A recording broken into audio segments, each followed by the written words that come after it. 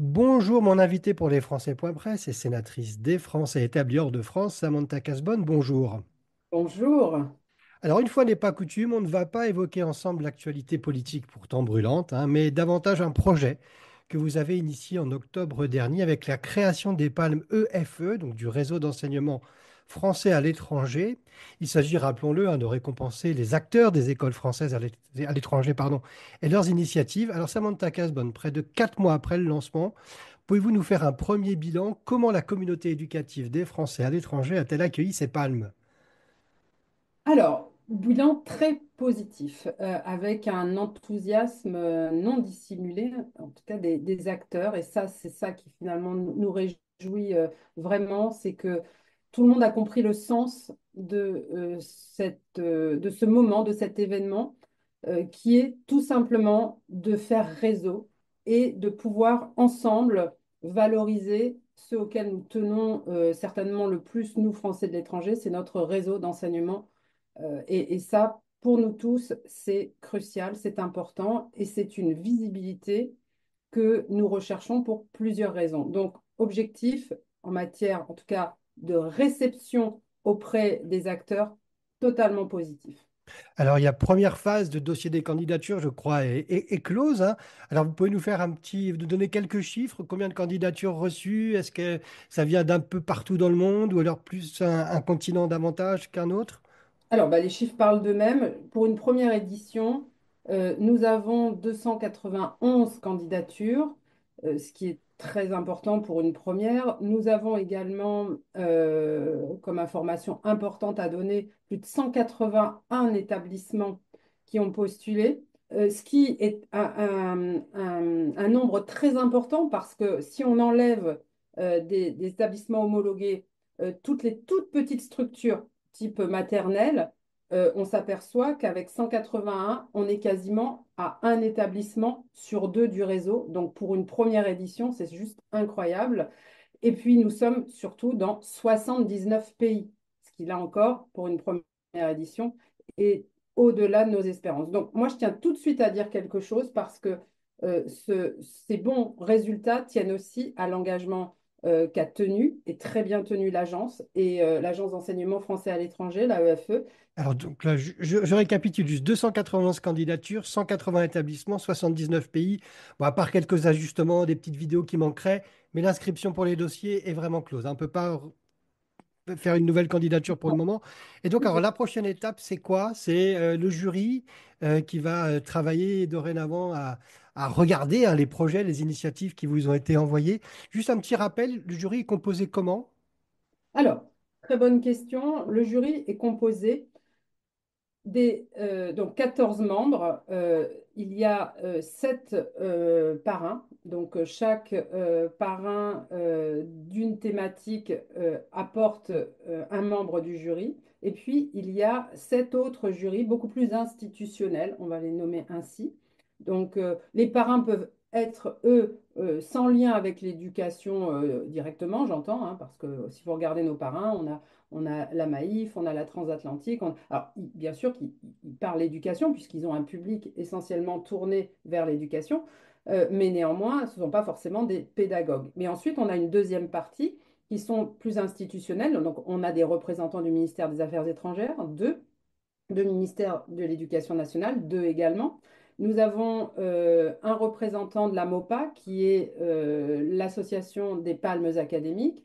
Nous avons également un représentant des études supérieures, qui sont les INSPE.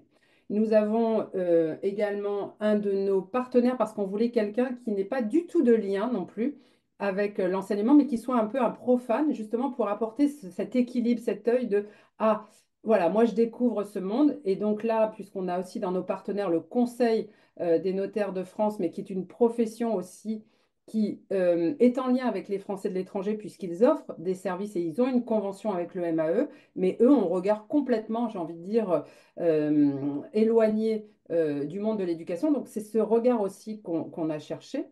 Et puis, bah, je crois avoir fait à peu près le tour. Les noms des membres du jury vont être rendus publics et ensuite bah, délibérés de savoir qui est le lauréat parmi toutes ces thématiques.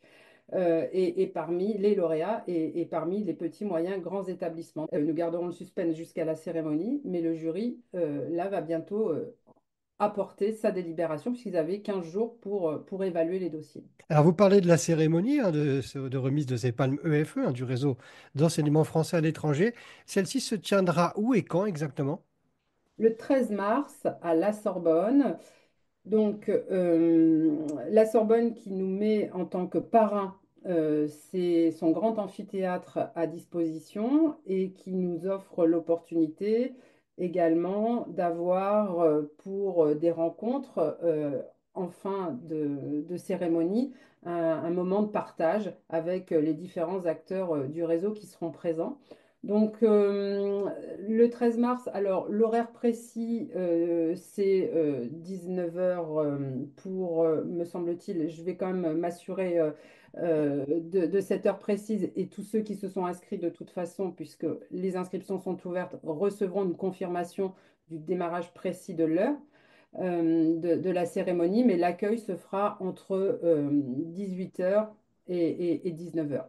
Alors, qui peut participer à cette cérémonie? Est-ce qu'il y aura aussi une possibilité de la suivre à distance, en visio, ou il y aura Oui, tout à fait. Alors, tous les établissements, tous les particuliers, tous les citoyens, j'ai envie de dire, qui souhaiteront s'inscrire peuvent le faire et des messages vont leur être prochainement envoyés. Chacun, on envoie en ce moment aux différentes, je dirais, composantes de ce que sont les Français de l'étranger et puis également des Français sur le territoire national. Donc, on est en train d'envoyer ces invitations-là. On peut le faire aussi directement sans attendre d'invitation par le biais de notre site Réflexe sur la page totalement dédiée aux palmes. Et là, il y a une préinscription qui est faite et puisque nous réservons quand même, je pense que tout le monde le comprendra, le présentiel en priorité aux acteurs qui y ont participé,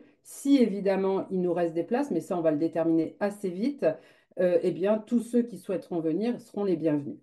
eh ben, on va Donc, mettre pour toutes les l'instant, coordonnées. inscrivez-vous Ouais, et après, on vous confirmera. on va mettre toutes les coordonnées sur notre site. Vous savez comment la cérémonie va se dérouler ou ça sera une surprise?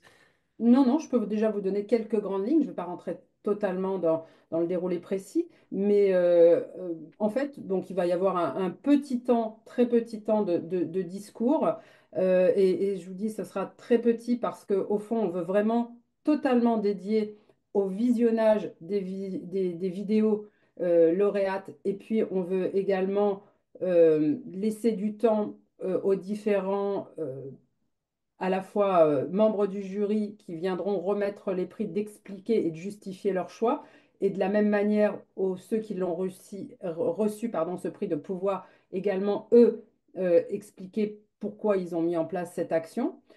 Donc, on aura des temps un petit peu aussi intermédiaires où chacun des acteurs éducatifs qui s'est engagé montrera un peu son savoir-faire. Donc, l'agence, évidemment, aura ce temps-là pour montrer, à travers des petites vidéos très rapides, elle accompagne tout ce réseau. Et puis, les différents autres groupes éducatifs auront aussi cette possibilité. Mais ça viendra un petit peu comme des temps de pause entre chaque thématique où on remettra donc un prix, une palme au lauréat. Voilà. Mais en gros, c'est la cérémonie, elle durera 1 heure et demie, elle sera retransmise dans le monde entier sur une chaîne YouTube.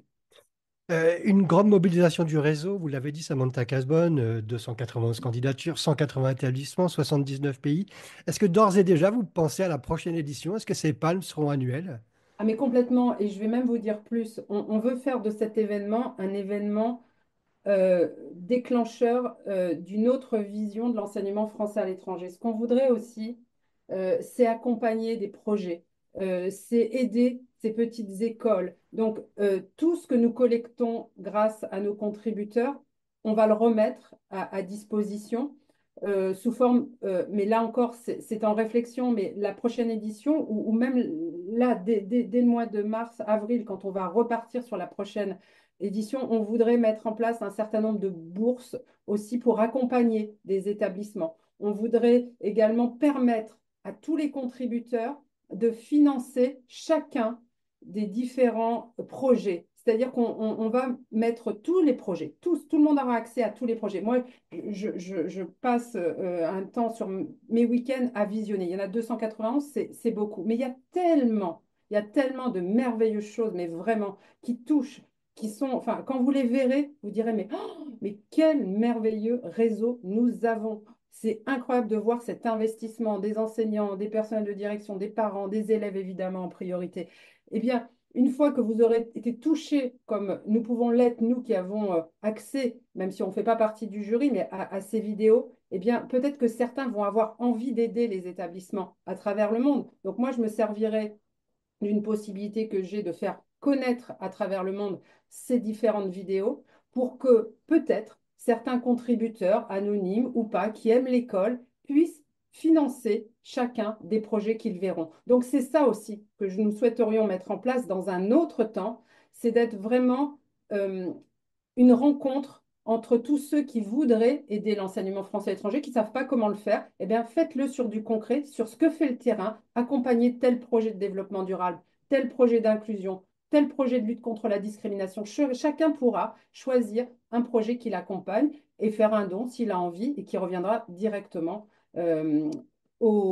à l'établissement pour lequel les gens auront souhaité se positionner. Eh ben, merci beaucoup, Samantha Casbonne. C'était très complet sur ce premier bilan. Et vous voulez rajouter une dernière chose? Oui, juste une chose, le public va être amené à voter également, je tiens à le dire, puisqu'un message à la LEG va être envoyé dans tous les pays où les établissements ont candidaté. Donc, il y aura une possibilité de devenir membre du jury en s'inscrivant. Et vous aurez, puisqu'il y a une première sélection simplement sur une palme, qui est la palme de l'engagement, eh bien, sur cette palme-là, les personnes, tous les Français qui recevront à l'étranger cet appel à inscription pourront dire qu'ils souhaitent recevoir les vidéos. Ils auront la possibilité de les voir et de les classer et ils contribueront à 50% de la note du jury et donc ils seront partie prenante de la palme de l'engagement. Bon, Voilà. bah, magnifique. Alors, tous les Français de l'étranger seront mobilisés pour voter. Merci beaucoup, Samantha Casbonne. On a hâte d'être au 13 mars, hein, le jour de la cérémonie des Palmes. Notre média, lesfrançais.press, sera présent et donnera aussi la parole aux participants. À très bientôt. Merci.